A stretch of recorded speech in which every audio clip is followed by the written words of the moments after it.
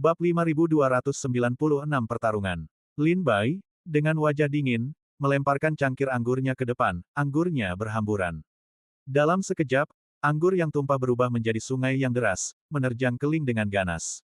Niat pedang yang tak terbatas meletus, menciptakan pusaran angin. Di dalam anggur itu tersimpan niat pedang Lin Bai, tak terhentikan. Jika itu adalah seniman bela diri alam Dewa Dao biasa, mereka pasti akan dilenyapkan oleh anggur itu. Keling, putra suci gerbang langit dan bumi, ekspresinya sedikit berubah. Ia segera menyalurkan seluruh kultivasinya, melayangkan pukulan ke depan. Hancurkan! Pukulan Keling sangat dahsyat, seolah-olah kekuatan seluruh dunia telah terkonsentrasi di telapak tangannya. Pukulan ini luar biasa berat. Saat dilempar, seluruh kantor pemerintahan bergetar hebat. Permukaan danau yang tenang meledak, mengaduk ombak setinggi ribuan kaki. Asteris wosh wosh wosh, asteris. Anggur yang dituang Lin Bai berubah menjadi pedang tajam, menembus pusaran air danau dan langsung menuju ke mata Keling. Setelah gagal menghentikan anggur dengan satu pukulan, Keling merasa sedikit malu. Segera, Keling memfokuskan energinya di dantian dan menghentakkan kakinya ke tanah. Kekuatan spiritualnya melonjak dari tanah, mengalir melalui kakinya ke telapak tangannya. Detik berikutnya, sebuah telapak tangan raksasa terdorong ke depan dengan suara dentuman yang memekakkan telinga. Ketika anggur Lin Bai bertabrakan dengan telapak tangan itu, kedua kekuatan itu dengan cepat menghilang, sisa kekuatan tersebut menyebabkan seluruh permukaan danau bergetar hebat, airnya meledak dan menyembur ke udara. Serangan ini telah berakhir. Namun, semua murid dari 5 keluarga dan 7 sekte dapat melihat bahwa Lin Bai jelas telah menang dalam pertarungan ini. Alasannya sederhana, meskipun anggur yang dituang Lin Bai mengandung niat pedangnya. Namun Keling menggunakan 2 pukulan untuk menangkis minuman tersebut. Lin Bai, di sisi lain, bahkan tidak bergerak. Jelas siapa yang lebih kuat. Kau mencari kematian. Keling tiba-tiba melangkah maju, kekuatan kultivasi tingkat putra sucinya dilepaskan sepenuhnya. Seperti gunung Tai yang menjulang tinggi, ia menekan Lin Bai. Lin Bai pun tak mundur, berdiri dari tempat duduknya. Pedang iblisnya berkelebat, muncul di tangannya. Cahaya pedang yang tajam dan tak tertandingi melesat lurus ke langit. Pertempuran antara keduanya akan segera meletus. Para murid dari 5 keluarga dan 7 sekte di sekitarnya menyaksikan dengan tercengang. Seru. Aku tak pernah menyangka akan melihat seorang putra suci bergerak. Apakah Keling marah? Apakah dia akan melawan Lin Bai? Pertempuran antara para putra suci pasti akan sangat seru. Para putra suci dan putri suci dari 5 keluarga dan 7 sekte biasanya bagaikan makhluk abadi, jarang bergerak. Terlebih lagi, jarak antara mereka dan murid biasa terlalu besar, bahkan ketika mereka sesekali bertarung di dalam keluarga dan sekte mereka sendiri, biasanya mereka kalah telak. Oleh karena itu, para murid dari 5 keluarga dan 7 sekte ingin menyaksikan pertempuran skala penuh setingkat putra suci. Pasti akan spektakuler. Sayangnya, pertempuran itu tidak terjadi seperti yang diharapkan. Ah! Pangeran ketiga terbangun, meregangkan badan dengan nyaman, dan tertawa. Semakin tua, sedikit anggur membuatku mengantuk. Maaf membuat kalian semua tertawa. Pangeran ketiga terbangun dengan lesu, menatap ke depan, dan melihat Lin Bai dan Keling saling bersitegang, langsung mengerutkan kening. Ada apa di antara kalian berdua? Mengapa perjamuan yang sangat baik ini harus berubah menjadi pertumpahan darah? Tanya pangeran ketiga, agak kesal. Keling, dengan wajah penuh kebencian, menggertakkan gigi dan berkata, Yang mulia, orang ini sudah keterlaluan menindas sekte langit dan bumiku. Hari ini, aku akan membuatnya membayar harga yang sangat mahal. Lin Bai tetap tenang, melirik pangeran ketiga, senyum dingin tersungging. Di bibirnya, sudah puas menonton pertunjukannya. Jadi dia sudah bangun. Lin Bai membungkuk kepada pangeran ketiga dan berkata, Lin Bai, murid dari 3 master sekte Tianshui, memberi salam kepada Yang Mulia, pangeran ketiga. Pangeran ketiga tersenyum dan berkata, jadi, kau Lin Bai. Aku sudah lama mengagumi namamu. Kudengar dari murid-murid sekte Tiandimu bahwa kau tampaknya mengalami beberapa masalah dalam kultivasimu. Apakah kau baik-baik saja? Lin Bai berkata dengan tenang, terima kasih atas perhatian Yang Mulia. Saya baik-baik saja sekarang. Pangeran ketiga tersenyum dan mengangguk, lalu bertanya, apa yang terjadi di sini? Lin Bai tertawa, Yang Mulia sedang menikmati jamuan makan yang sangat meriah ketika beberapa anjing menggonggong tanpa henti. Saya khawatir anjing-anjing ini akan mengganggu istirahat Yang Mulia, jadi saya mencoba membungkam mereka. Tapi mereka terpojok dan melompati tembok. Lin Bai tersenyum getir dan tak berdaya. Mendengar ini, Keling menggertakkan giginya karena marah, mengepalkan tinjunya, matanya seolah ingin menguliti Lin Bai hidup-hidup. Pangeran ketiga menyadari bahwa Lin Bai secara halus sedang mengejek para murid Sekte Langit dan Bumi, dan segera berkata dengan nada kesal, Lin Bai, berhentilah bicara omong kosong. Meskipun kantor pemerintahanku tidak sebanding dengan istana ayah kaisar, itu bukanlah tempat di mana anjing liar bisa masuk. Jangan konyol. Kita semua murid 5 keluarga dan 7 sekte. Bukankah lebih baik hidup rukun? Lin Bai tetap tenang dan tidak menjawab. Pangeran ketiga kemudian berkata kepada Keling, Keling, bagaimanapun juga, kau adalah putra suci dari sebuah sekte besar. Bagaimana kau bisa begitu impulsif dan memiliki temperamen seperti itu? Bagaimana kau bisa memimpin Sekte Langit dan Bumi di masa depan? Keling menahan amarahnya dan membungkuk meminta maaf, Yang Mulia telah membuatku tertawa. Pangeran ketiga tersenyum dan berkata, baiklah, semuanya duduk, lanjutkan minum, lanjutkan kompetisi seni bela diri, lanjutkan bersenang-senang. Lanjutkan musiknya, lanjutkan tariannya. Musik merdu bergema di seberang danau sekali lagi, dan para penari cantik melompat dari kedua sisi, mendarat di panggung melingkar, menggoyangkan pinggul mereka. Keling dan para murid Sekte Langit dan Bumi duduk, minum dalam diam. Lin Bai duduk dan bertanya kepada Qiao Mo dan Qin Yao, apakah kalian baik-baik saja? Qin Yao masih marah dan berbisik, gerbang langit sudah keterlaluan. Qiao Mo menghela napas lega dan berkata, Lin Bai, syukurlah kau datang, kalau tidak kita pasti akan benar-benar dipermalukan hari ini. Mata Ye Guyu sedikit merah saat ia berkata kepada Lin Bai, saudara Lin Bai, mereka terlalu sering menindas kita. Mereka memaksa kita untuk naik dan berdansa, tapi kita tidak bisa berdansa. Lin Bai tersenyum dan berkata, semuanya sudah berakhir, tidak apa-apa. Sepertinya perjamuan ini tidak akan berakhir dalam waktu dekat, semuanya silakan makan dan minum dengan baik. Qiao Mo bertanya kepada Lin Bai dengan cemas, Lin Bai, apakah lukamu serius? Lin Bai tersenyum dan berkata, ini penyakit lama. Meskipun tidak bisa disembuhkan, itu tidak akan membunuhku. Qiao Mo berbisik, ketika kita kembali ke sekte, biarkan para tetua memeriksanya dengan saksama. Mungkin mereka punya solusinya. Mari kita bicarakan nanti ketika kita kembali ke sekte. Lin Bai mengambil cangkir anggurnya dan menyesapnya. Anggur di dalam cangkir itu lembut dan harum, tetapi Lin Bai masih merasa ada sesuatu yang kurang. Lalu, Lin Bai tiba-tiba teringat bahwa Chen Yule masih berutang anggur kepadanya, jadi ia tersenyum dan memanggil Chen Yule, saudara Chen, bagaimana dengan anggur darah naga yang kau utang padaku? Pamer kekuatan Lin Bai sebelumnya telah membuat para murid dari 5 keluarga dan 7 sekte tak berani meremehkannya. Kata-katanya kini kembali menarik perhatian semua orang. Chen Yule tersenyum dan berkata, aku sudah menginstruksikan orang untuk menyiapkannya, tetapi proses pembuatan anggur darah naga di paviliun abadi sangat rumit. Aku sudah mencari di seluruh paviliun abadi dan hanya berhasil mengumpulkan 100 guci. Sekarang aku bahkan mengalihkan perhatianku kepada para tetua di keluargaku, memulai pembuatannya dari gudang anggur mereka. Semuanya akan segera terkumpul. Desah Lin Bai tak berdaya, raut wajahnya muram.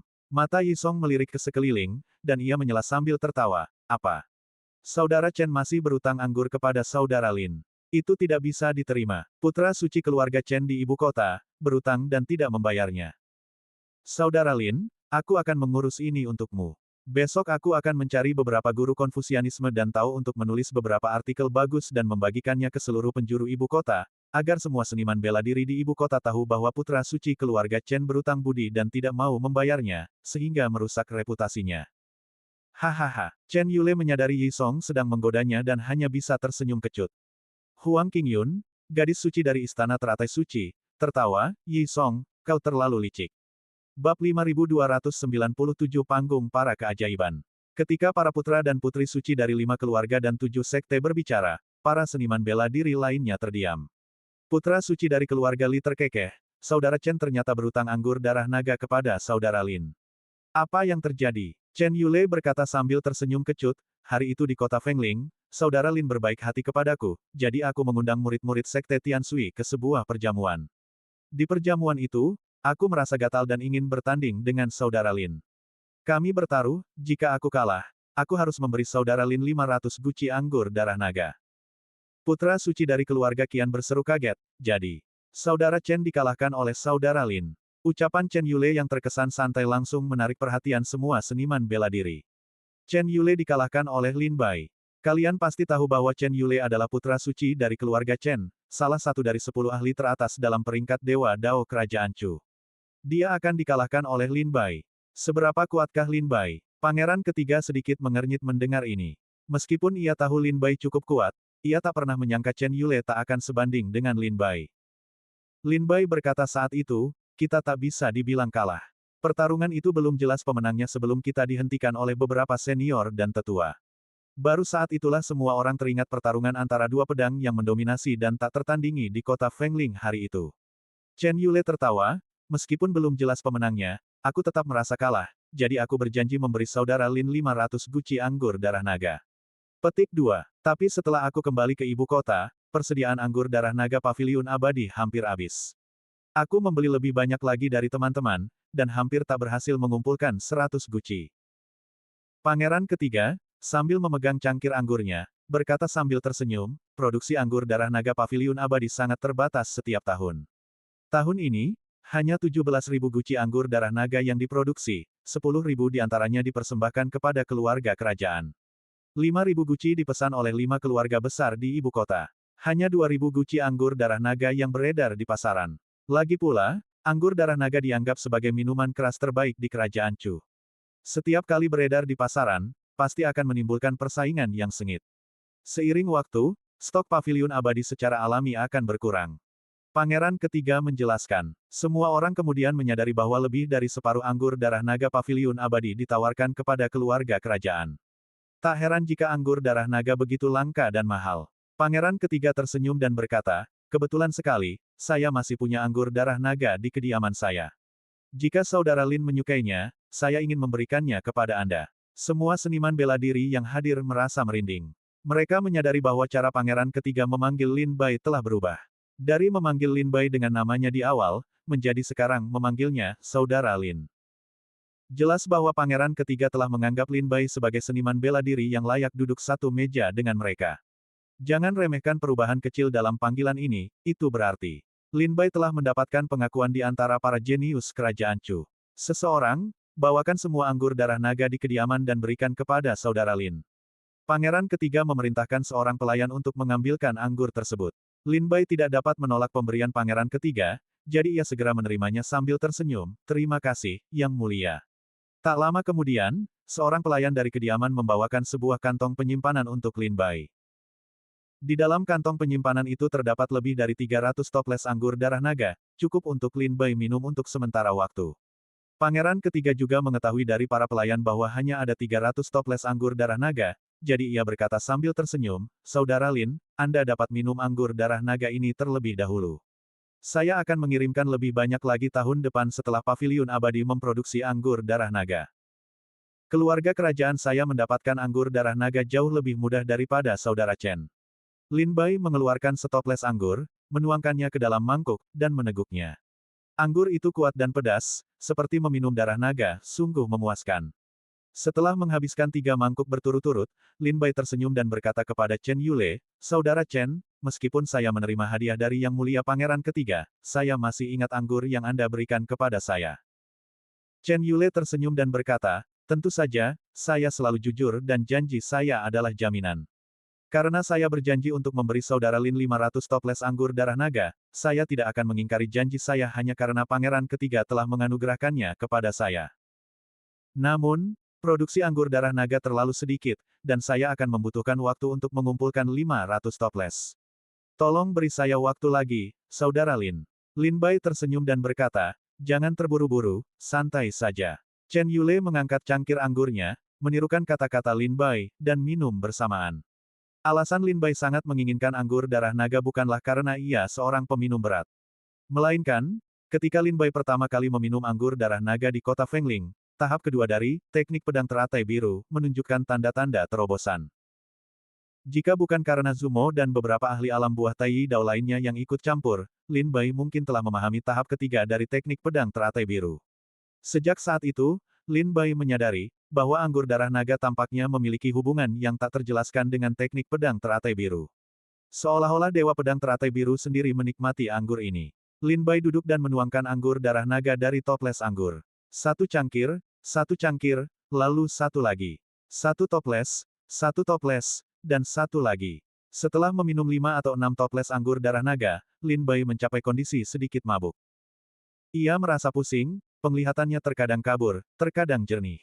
Efek anggur darah naga mulai terasa. Aspek paling ampuh dari anggur darah naga adalah bahkan seniman bela diri alam Dewa Dao pun tidak dapat menggunakan kekuatan spiritual untuk cepat sadar. Meminum anggur darah naga dan mabuk akan mengakibatkan tidur yang lelap, layaknya seorang seniman bela diri fana. Namun, dalam kondisi setengah mabuk inilah Lin Bai merasakan perubahan halus dalam teknik pedang teratai biru. Setiap kata dalam teknik pedang teratai biru di benaknya menggeliat, berganti posisi, seolah akan melahirkan teknik pedang yang benar-benar baru. Heh, aku tak pernah menyangka minum bisa dianggap kultivasi. Lin Bai terkekeh meremehkan diri sendiri. Dalam pemahaman Lin Bai sebelumnya, kultivasi berarti menyendiri terus-menerus, memurnikan ramuan dan obat-obatan ajaib, dan terus-menerus menembus batas kemampuan diri, itulah kultivasi.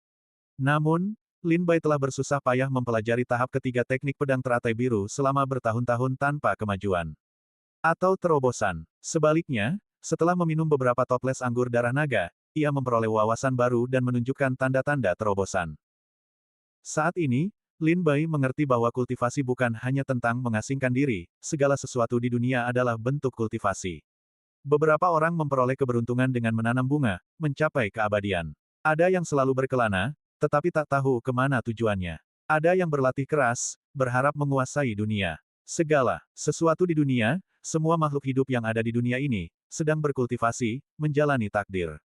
Dalam linglung, pikiran Lin Bai menjadi jernih, dan hati pedangnya bersinar terang. Pada saat ini, hati pedang Lin Bai mulai maju menuju tingkat keempat, mencapai puncak hati pedang tingkat ketiga. Niat pedang samar perlahan menyebar dari tubuh Lin Bai. Di perjamuan ini, hanya segelintir orang yang merasakan niat pedang yang sulit dipahami namun tajam dan mendominasi ini.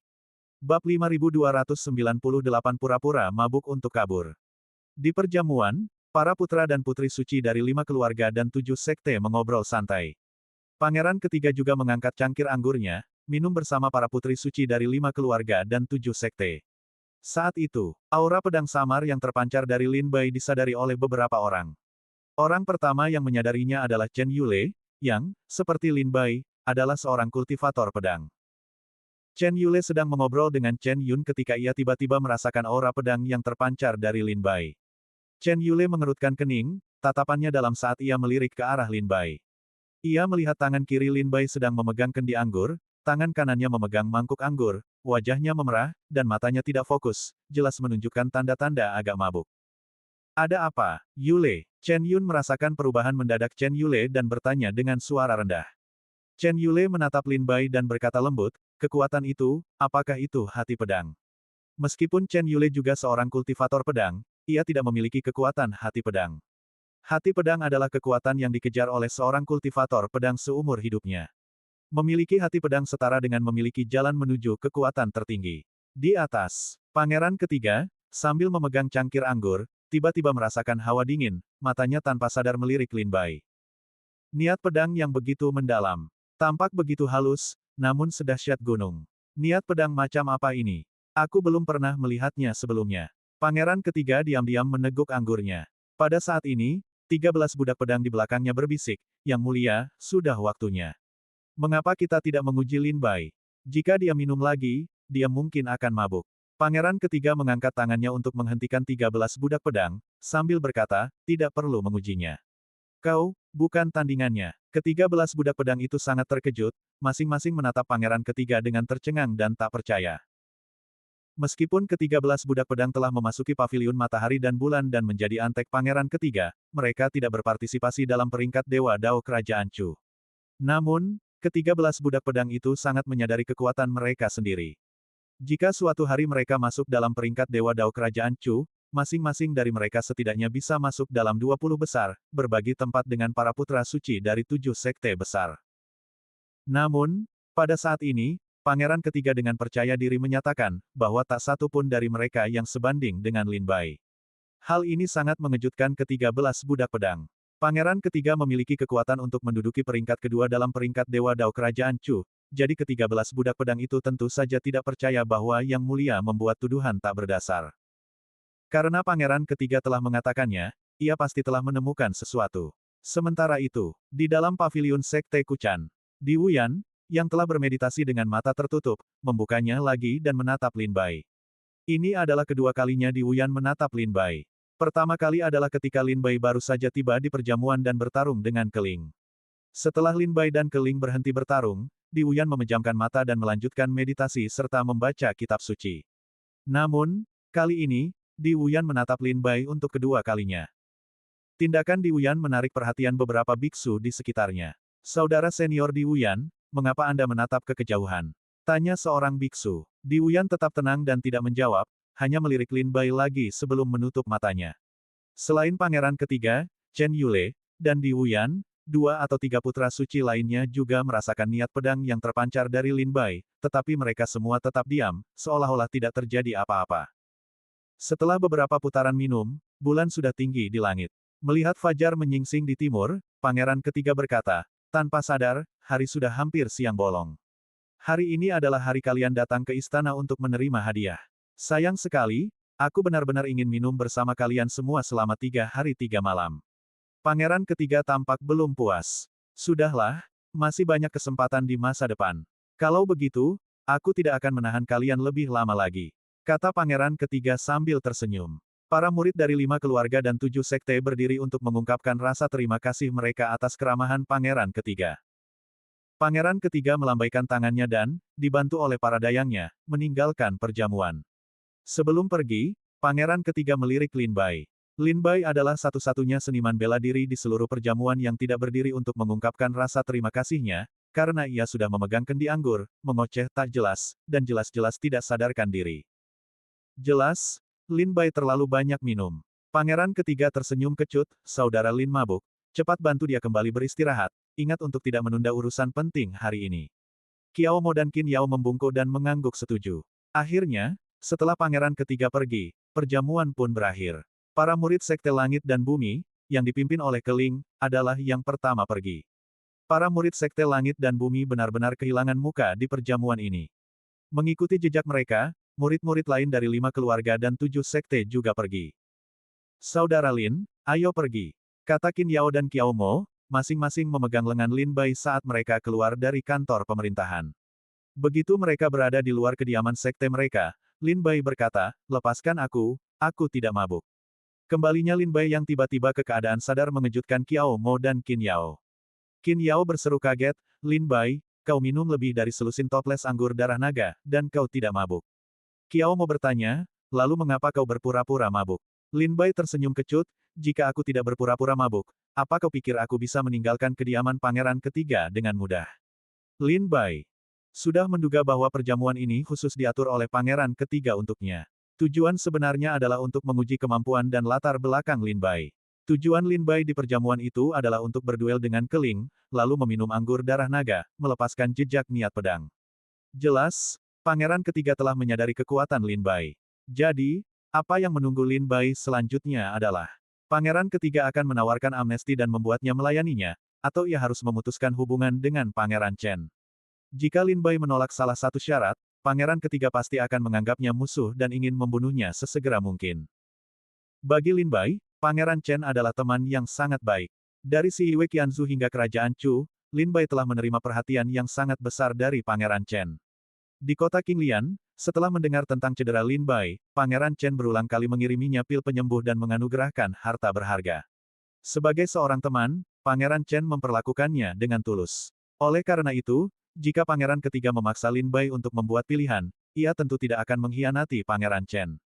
Karena itu, Lin Bai terpaksa memaksakan diri menenggak beberapa tempayan minuman keras, berpura-pura mabuk, sebelum meninggalkan kediaman pangeran ketiga.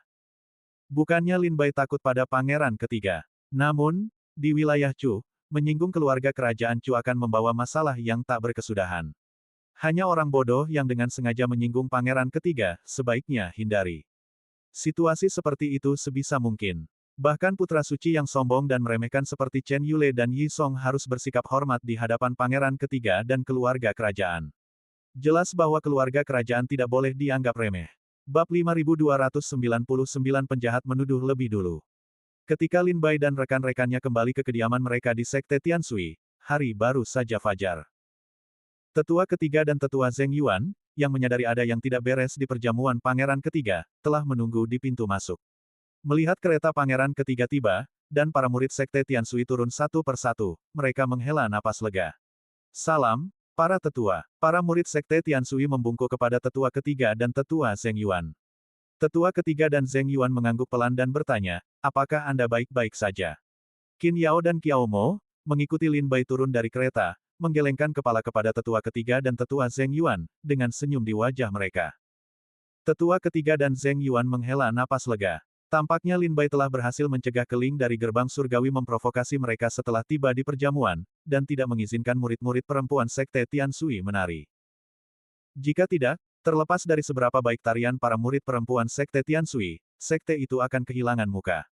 Bai Yifei dengan marah menegur tetua ketiga dan Zheng Yuan, berkata, Tetua, di perjamuan tadi, Lin Bai bertindak arogan dan melanggar hukum, berani tidak menghormati pangeran ketiga dan bahkan menghunus pedangnya melawan putra-putra suci dari 5 keluarga dan 7 sekte. Lebih jauh lagi, dia tanpa malu-malu meminta anggur darah naga dari putra suci keluarga Chen, benar-benar membuat sekte kehilangan muka. Saya mendesak Anda, Tetua, untuk menghukum Lin Bai dengan keras. Bai Yifei turun dari kereta, mendengus dingin, dan buru-buru pergi ke tetua ketiga dan Zheng Yuan untuk mengeluh. Dalam pandangan Bai Yifei, serangan Lin Bai terhadap Keling di perjamuan itu merupakan tindakan penghinaan dan tidak hormat terhadap pangeran ketiga. Mengingat kondisi sekte Tian Sui yang sedang terpuruk saat ini, menyinggung pangeran ketiga bukanlah hal yang baik. Terlebih lagi, permintaan publik Lin Bai untuk anggur darah naga dari Chen Yule merupakan aib bagi sekte. Apakah para murid sekte Tian Sui bahkan tidak punya cukup anggur? Bai Yifei sangat marah. Mendengar kata-kata Bai Yifei, tetua ketiga dan Zheng Yuan menatapnya dengan penuh arti, mendengus dingin, menahan amarah mereka, dan menggelengkan kepala sedikit, mengabaikannya. Jika bukan karena hubungan Bai Yifei dengan tetua agung sekte Tian Sui, tetua ketiga dan Zheng Yuan bahkan tidak akan meliriknya. Penampilan Bai Yifei di perjamuan hari ini sungguh mengecewakan. Menghadapi provokasi putra suci gerbang surgawi, Bai Yifei tidak berani mengucapkan sepatah kata pun. Jika Lin Bai tidak tiba tepat waktu, sekte Tian Sui pasti akan kehilangan muka sepenuhnya. Lin Bai, kau sudah bekerja keras, pergilah dan istirahatlah dengan baik. Kami baru saja menerima kabar dari istana bahwa siang ini, semua seniman bela diri yang berpartisipasi dalam penghancuran sekte Dewa Darah akan pergi ke lapangan latihan gerbang harimau, istana kekaisaran untuk menerima gelar mereka. Yang mulia Pangeran Chen secara khusus mengirim seseorang untuk menginstruksikan Anda agar tetap hadir apapun yang terjadi. Tetua ketiga berkata kepada Lin Bai sambil tersenyum. Baiklah, Lin Bai hanya setuju, dan Qin Yao serta Qiao Mo membantu Lin Bai berjalan menuju kediamannya.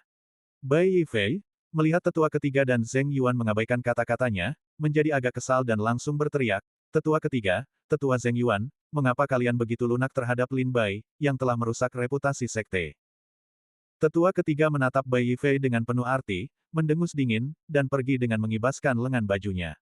Zheng Yuan kemudian berkata, Bai Yifei, apa kau benar-benar berpikir kami tidak tahu tentang perilakumu di perjamuan hari ini? Bai Yifei tercengang. Ia tidak mengerti bagaimana tetua ketiga dan Zheng Yuan tahu tentang apa yang terjadi di perjamuan itu. Namun Bai Yifei merasa bahwa ia tidak melakukan kesalahan apapun. Beberapa murid perempuan sekte Tian Sui di perjamuan itu, Qiao Mo, Qin Yao, dan Ye Guyu, semuanya adalah seniman bela diri yang berhubungan baik dengan Lin Bai. Keling mempermalukan mereka, dan Bai Yifei tidak menghentikannya, bahkan ingin memanfaatkan Keling untuk memberi pelajaran pada Lin Bai. Ia merasa tidak bersalah. Zheng Yuan mendengus dingin dan berbalik untuk pergi. Saat ini, Bai Yifei merasa statusnya di sekte seolah telah dilampaui oleh Lin Bai. Kini bahkan tetua ketiga dan tetua Zheng Yuan mengabaikannya. Lin Bai kembali ke halamannya, duduk bersila, dan mengalirkan energi spiritualnya untuk mempercepat efek anggur darah naga di dalam dirinya. Hari sudah hampir siang, dan ia harus pergi ke istana untuk menerima gelarnya. Jika ia berbau alkohol, itu tidak pantas. Aku tidak menyangka anggur darah naga begitu ampuh. Bahkan aku tidak bisa mempercepat efeknya. Setelah beberapa upaya, Lin Bai menyadari bahwa efek anggur darah naga tidak bisa dipercepat sama sekali. Inilah hal yang paling aneh tentang anggur darah naga. Anggur biasa, ketika diminum oleh seniman bela diri, dapat menghilangkan efeknya dengan mengalirkan energi spiritual, sehingga memungkinkan seniman bela diri untuk segera pulih. Namun, anggur darah naga tidak dapat dikatalisasi. Bukan hanya seniman bela diri di alam Dewa Dao yang tidak terpengaruh, tetapi bahkan mereka yang berada di alam buah Dao Taiyi atau alam buah Dao Daluo pun tidak dapat mengurangi potensinya. Untungnya, fisik Lin Bai luar biasa, setelah setengah hari, efeknya menghilang, dan ia kembali sadar. Ia masih tercium bau alkohol, tetapi itu bukan masalah serius. Lin Bai berbalik dan kembali ke dalam untuk membersihkan diri. Ia mengeluarkan jubah murid, 3 murid mutlak Sekte Air Surgawi, dari tas penyimpanannya dan berpakaian rapi. Pada saat ini, sebuah benda familiar menarik perhatiannya di dalam tas penyimpanannya. Lin Bai mengeluarkannya, itu adalah labu hijau. Labu hijau ini adalah sesuatu yang diperoleh Lin Bai di benua Savage kuno. Ruang di dalamnya sangat luas, hingga hari ini, Lin Bai masih belum bisa membayangkan betapa luasnya ruang di dalam labu itu. Bagaimanapun, Lin Bai telah mencoba memasukkan sungai yang terus mengalir ke dalam labu itu, dan labu itu dengan mudah masuk. Setelah tiba di alam iblis, Lin Bai menggunakan labu hijau untuk menampung raksasa api di dalam sekte iblis abadi untuk keadaan darurat. Karena ia tidak lagi membutuhkannya, ia membersihkan labu itu. Setelah membersihkannya, Lin Bai menyebarkan sedikit indera ilahinya untuk menyelidiki bagian dalamnya. Bagian dalam labu itu, seperti biasa, tampak kecil, namun sebenarnya dapat menampung banyak sekali. Kemudian, alis Lin Bai berkerut, dan ia mengambil lebih dari 300 guci anggur darah naga yang dianugerahkan kepadanya oleh pangeran ketiga. Ia memanggil labu itu, dan kekuatan hisap terpancar dari mulutnya, menyedot anggur darah naga dari guci dan menuangkannya ke dalam labu. Tak lama kemudian, lebih dari 300 guci itu pun kosong. Lin Bai kembali memeriksa labu itu dan hanya melihat sedikit anggur darah naga di dasarnya, sepertinya hanya beberapa tetes. Ia mengambil labu itu, mendekatkannya ke bibir, mendongakkan kepalanya, dan meneguk seteguk anggur darah naga. Hehe, aku sudah lama punya labu hijau ini, aku penasaran apa rahasianya. Meskipun aku tidak tahu rahasianya, setidaknya labu ini cukup luas. Lumayan untuk menyimpan anggur. Lin Bai terkekeh, tidak memasukkan labu hijau itu ke dalam tas penyimpanannya, melainkan menggantungkannya di pinggang. Setelah merapikan diri, Lin Bai berbalik dan berjalan keluar pintu, tiba di aula untuk bertemu dengan murid-murid Sekte Tianshui lainnya. Dipimpin oleh tetua ketiga, para murid Sekte Tianshui menaiki kereta kuda dan menuju istana. Ketika mereka tiba di istana, hari sudah hampir siang. Bab 5300 Lin Bai, Menteri Agung. Siang hari, matahari bersinar tinggi. Di langit, sinar matahari yang berapi-api tercurah dari langit, jatuh di atas kubah megah istana kekaisaran kerajaan Chu, memantulkan ubin kaca dan menciptakan suasana kemewahan yang luar biasa. Di tempat latihan gerbang harimau, murid-murid dari 5 keluarga dan 7 sekte tiba satu demi satu. Di bawah bimbingan para pelayan mereka, mereka menunggu di area masing-masing. Silakan, anggota terhormat Sekte Tianshui, ikuti saya. Kata seorang Kasim sambil tersenyum ketika kereta Sekte Tianshui memasuki tempat latihan gerbang harimau. Terima kasih telah memimpin jalan, tetua ketiga mengangguk sambil tersenyum, memimpin murid-murid Sekte Tianshui maju. Akhirnya, murid-murid Sekte Tianshui berdiri di sisi tenggara tempat latihan gerbang harimau. Lin Bai, setelah berhenti, melihat sekeliling dan melihat bahwa hampir semua murid dari 5 keluarga dan 7 sekte telah tiba. Selain itu, para murid dari 5 keluarga dan 7 sekte semuanya mengenakan jubah klan masing-masing, masing-masing tampak tajam dan bersemangat. Lin Bai melirik sekeliling dan melihat para putra suci dari 5 keluarga dan 7 sekte, seperti Chen Yule, putra suci keluarga Li, dan putra suci keluarga Zhao, di antara yang lainnya. Di tempat latihan gerbang harimau, selain murid-murid dari 5 keluarga dan 7 sekte, terdapat juga beberapa seniman bela diri berjubah divisi Zhaoxing, yang dipimpin oleh Sumo. Selain murid-murid dari 5 keluarga dan 7 sekte, terdapat banyak seniman bela diri lain yang tidak dikenali Lin Bai, juga menunggu di sana. Lin Bai tidak banyak bertanya, hanya diam. Waktu berlalu, menit demi menit. Para murid dari 5 keluarga dan 7 sekte mulai kehilangan kesabaran. Yigu menggaruk kepalanya dengan sedih dan bertanya kepada tetua ketiga, "Tetua, mengapa belum dimulai? Kapan kita akan bertemu Kaisar Chu?" Tetua ketiga, membelakangi yang lain, berbisik, "Bagaimana mungkin kita memenuhi syarat untuk bertemu Kaisar Chu? Apa kau pikir sembarang orang bisa bertemu dengannya? Kita di sini hanya untuk menerima gelar kita tidak perlu khawatir tentang hal lain." Saat ini, Yang Mulia Pangeran Chen sedang bertemu dengan Kaisar Chu di Aula Emas, melaporkan semua hal yang berkaitan dengan Sekte Dewa Darah di Kesu. Setelah Yang Mulia Pangeran Chen menyelesaikan laporannya, Kaisar Chu akan memberikan penghargaan. Pada saat itu, seorang Kasim istana akan datang ke tempat latihan gerbang harimau dengan dekrit Kaisar Chu untuk membagikan penghargaan berdasarkan prestasi. Setelah kita menerima penghargaan, kita bisa pergi. Mendengar tetua ketiga menjelaskan proses pemberian gelar hari ini secara rinci, Lin Bai dan yang lainnya akhirnya mengerti. Yigu mengerutkan bibir dan berkata, "Hanya itu. Kupikir aku akan bertemu Kaisar Chu." Tetua ketiga tertawa, "Beginilah biasanya pemberian gelar. Petik 2. Meskipun para murid dari 5 keluarga dan 7 sekte berkontribusi besar pada kehancuran sekte Dewa Darah di Kesu, banyak dari mereka yang tidak benar-benar memiliki prestasi. Penganugerahan hari ini sebagian besar hanya akan memberikan gelar, Cusi, dan beberapa koin emas ungu, dan itu saja.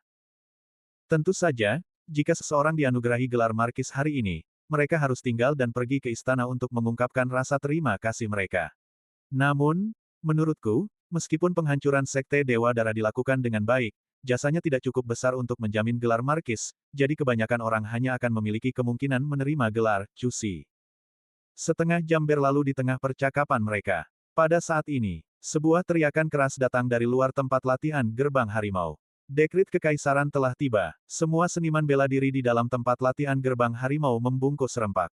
Lin Bai dan Yi Gu saling berpandangan. Melihat semua orang di sekitar mereka membungkuk, mereka tidak terkecuali dan harus patuh mengikutinya. Ketika di Roma, lakukanlah seperti yang dilakukan orang Romawi. Segera, seorang kasim berjubah resmi ungu, memegang pengocok di tangan kanannya dan mengangkat tinggi dekrit kekaisaran di tangan kirinya, diikuti oleh lebih dari 10 kasim junior dan sejumlah besar pengawal kekaisaran, memasuki tempat latihan Gerbang Harimau. Kasim tua itu segera menaiki tangga menuju podium komando, membuka gulungan dekrit, dan mulai membaca. Dekrit Kaisar Chu. Kultus Dewa Darah Kesu telah meracuni rakyat dan menimbulkan kekacauan di wilayah tersebut. Pangeran Chen, Pangeran Chu Junyao, atas perintah Kaisar Chu, memimpin pasukan untuk menekan dan memusnahkan kultus Dewa Darah. 5 keluarga, 7 sekte, dan para prajurit dari divisi Zhaoxing telah memberikan jasa yang luar biasa. Yang Mulia Pangeran Chen telah melaporkan bahwa para murid dari 5 keluarga dan 7 sekte akan diberi penghargaan sesuai dengan jasa mereka.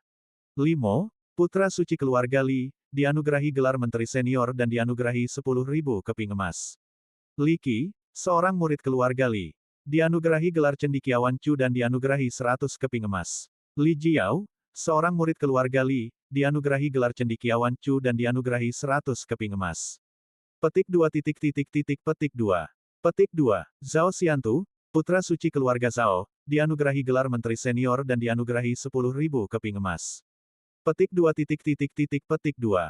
Sun Miao, putra suci keluarga Sun, dianugerahi gelar Menteri Senior dan dianugerahi 10.000 keping emas. Petik 2. Petik 2. Sangguan Tong, putra suci Sekte Wentian, dianugerahi gelar Menteri Senior dan dianugerahi 10.000 keping emas. Petik 2.